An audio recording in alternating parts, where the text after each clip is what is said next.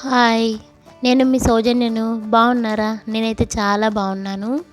మన అందరికీ ఆరోగ్యమైన ఛానల్లో లాస్ట్ వీడియోలో డయాబెటీస్ గురించి తెలుసుకున్నాం. ఆ ఔషధాన్ని సంవత్సర కాలం పాటు ప్రతిరోజు పరగడుపున తీసుకోండి. మీకు ఉన్న షుగర్ను తగ్గించుకోండి. 100% రిజల్ట్ వస్తుంది. ఈరోజు మన అందరికీ ఆరోగ్యమైన ఛానల్లో మనం తెలుసుకోబోతున్నాం బీపీ గురించి. ఇది 2 రకాలుగా ఉంటుంది, లో బీపీ, హై బీపీ అని. ఈ రోజుల్లో బీపీ, బ్లడ్ ప్రెషర్ గురించి తెలియని వాళ్ళు ఎవరు ఉండరు.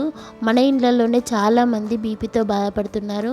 మన అమ్మమ్మలు, తాతయ్యలు దీనితో సతమతమవుతున్నారు. ఇది ఎలా వచ్చిందో, ఎందుకు వస్తుందో, అలాగే మన ఇంట్లో ఉండే ఆహార పదార్థాలతో ఎలా తగ్గించుకోవాలో ఇప్పుడు చూద్దాం. ఈ రోజుల్లో మన వంటల్లో మనం ఉప్పు ఎక్కువగా వాడుతున్నాం. అలాగే అతి కారం, పులుపు, మసాలాలు వాడుతున్నాం.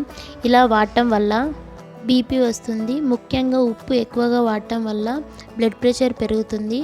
మనం డాక్టర్ దగ్గరికి వెళ్ళినప్పుడు బీపీ ఉందని నిర్ధారణ చేసి ఉప్పు తక్కువగా వాడండి అని చెప్తుంటారు. మనం ఉప్పు ఎక్కువగా వాడటం వల్ల అది మన శరీరంలో ఉన్న రక్తంలో కలిసిపోయి రక్తం ప్రవహించే దారిలో సంకోచ వ్యాకోచాలు తగ్గుతాయి. ఇలా తగ్గడం వల్ల రక్తం ఒత్తిడితో ప్రవహిస్తుంది. ఇలా ఒత్తిడితో ప్రవహించడం ద్వారా బ్లడ్ ప్రెషర్ పెరుగుతుంది. బీపీ అనేది కొందరికి first stage, second stage, third stage అని ఉంటుంది. థర్డ్ స్టేజ్ అంటే లాస్ట్ స్టేజ్. ఇది డేంజరస్ పొజిషన్ అని అంటారు.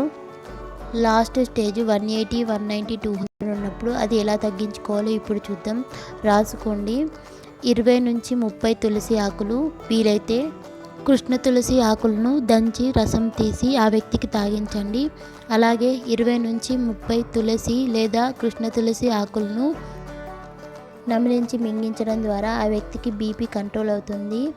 ఎంత ఉన్న బీపీ ఈ ఔషధాన్ని తీసుకోవడం వల్ల బీపీ కంట్రోల్కి వస్తుంది. బీపీని తగ్గించే మరొక ఆహార పదార్థం గురించి తెలుసుకుందాం. మనందరికీ తెలుసు, మెంతులను ఉపయోగించి మన బీపీని ఎలా తగ్గించుకోవాలో ఇప్పుడు చూద్దాం. రాసుకోండి.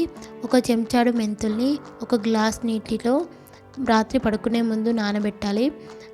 వాటిని తెల్లవారుజామున మెంతుల్ని వడగట్టి ఆ నీటిని పరిగడుపున తాగుతుంటే బీపీ సమస్య తగ్గుతుంది.